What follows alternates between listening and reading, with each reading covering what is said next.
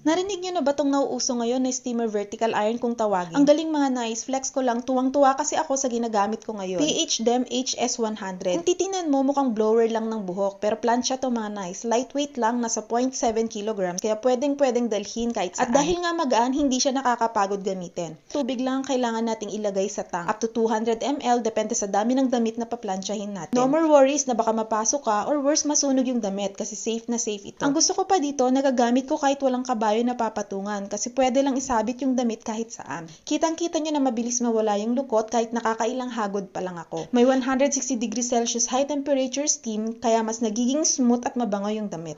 Nagagamit ko nga din pala ito sa iba't ibang klase ng tela ng damit.